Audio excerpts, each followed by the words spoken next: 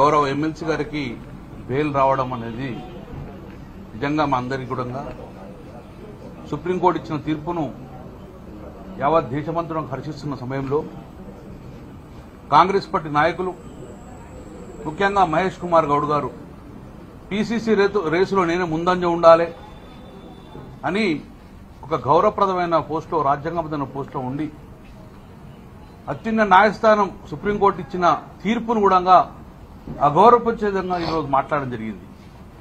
ఏమన్నారు? BJP party BRS party ఒకటైందని బెయిల్ రాగానే ఇదే నిదర్శనం చెప్పారు. మరి ఇదే కేసులో మనీష్ సిసోడియా కూడా బెయిల్ వచ్చింది. మనీష్ సిసోడియా అనే వ్యక్తి ఆ పార్టీలో ఉన్నాడు. దేశమంతరంగా ఇండియా తోటి పొత్తు పెట్టుకున్న పార్టీ ఆ పార్టీ కాంగ్రెస్ పార్టీలో పొత్తు పెట్టుకున్నారు. సో కాంగ్రెస్ పార్టీకి అలయన్స్ ఉన్న పార్టీ ఆ పార్టీ. మరి ఈ రోజు సిసోడియాకు బెయిల్ వచ్చిందంటే మరి కాంగ్రెస్ పార్టీ ఆ ఇద్దరు కలిసి చూడంగా ఎంతమంది బీజేపీలు ఇళ్లలోకి పోతే బెయిల్ వచ్చింది? మేము బీజేపీ ఇళ్లలోకి అని చెప్తున్నావు. మరి సిసోడియాకు బెయిల్ వచ్చింది దాంట్లో ఎంతమంది బీజేపీ వాళ్ళు ఇంటికి పోయినా అని చెప్పి మేము సూటిగా ప్రశ్నిస్తున్నాం. మేము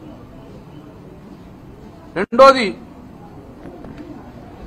కాంగ్రెస్ పార్టీ బీజేపీ పార్టీ ఈరోజు కుమ్ముకైన నిదర్శనం కూడా మేము చెప్పగలుగుతాం. సోనియా గాంధీ గారిది, రాహుల్ గాంధీ గారికి కూడా ఇదే సుప్రీంకోర్టు బెయిల్ ఇవ్వడం జరిగింది. ఈడీ కేసులో డెక్కన్ హెరాల్డ్. మరి ఇది ఇప్పుడు బెయిల్ ఇచ్చినందుకు మీరు కూడా బీజేపీతో కుమ్ముకైనట్టేనా? సుప్రీంకోర్టు అత్యున్నత న్యాయస్థానము న్యాయాలు పరిశీలించి బెయిల్ ఇవ్వడం జరుగుతుంది. మరి ఇది కూడా మీరు బీజేపీతో కుమ్ముకైనట్టేనా? చిదంబరం గారు కూడా బెయిల్ వచ్చింది. అతను కాంగ్రెస్ పార్టీయే కదా. మరి మీరు కూడా బీజేపీతో కుమ్ముకైనట్టేనా? ఈరోజు ఇంత మహేష్ గౌడ్ గారు మాట్లాడిందని ఇది నిజంగా తీవ్రంగా ఖండిస్తున్నాం. నెంబర్ 2, బండి సంజయ్ గారు ఒక గౌరవప్రదమైన రాజ్యాంగ పదవిలో ఉన్నారు. ఈరోజు వారు కూడా ఈరోజు విమర్శ చేయడం జరిగింది. నేను ఒకటి సూటిగా ప్రశ్నిస్తున్నా. ఈరోజు మీరు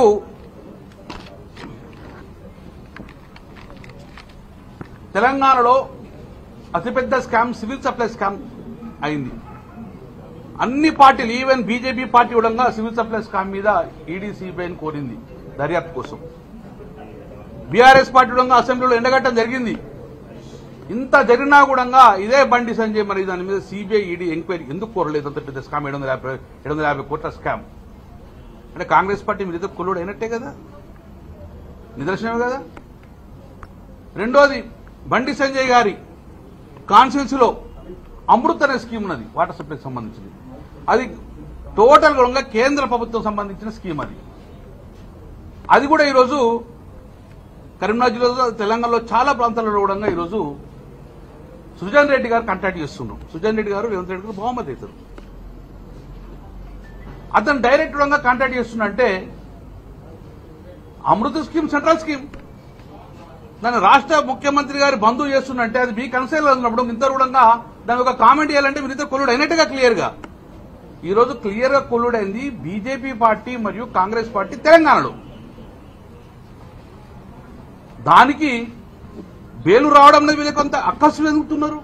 తెలంగాణ బిడ్డ, తెలంగాణ ఆడబిడ్డ దాని న్యాయస్థానం న్యాయం అందించినందుకు కృతజ్ఞత తెలుపడం పోయి అంత పైశాచికానందంగా అక్కసు వెలువరుస్తున్నంటే మీరు ఎంత దిగజారి స్థితిలో ఉన్నారో చెప్పి మేము భావిస్తున్నాం. కాబట్టి ఇమ్మీడియట్ గా కాంగ్రెస్ పార్టీ నాయకులకు బండి సంజయ్ గారు కూడా చెప్తున్నాను, ఏదైతే నిజంగానే మీరు ఈడీసీఐబీ అని ప్రశ్నిస్తున్నారో మీ కళ్ళ ముందు కనబడ్డ ఈ స్కీమ్ల మీద మీరు ఇమ్మీడియట్ గా ఈడీసీఐబీకి దర్యాప్తు చేస్తే మీరు ప్రజలు నమ్మే పరిస్థితి. లేకపోతే బీజేపీ పార్టీ మరియు కాంగ్రెస్ పార్టీ తెలంగాణలో ఒప్పందం చేసుకుని ఒకటే కలిసి నడుస్తుందని చెప్పి భావన ఈరోజు తేటతెల్లమని చెప్పి భావిస్తారు.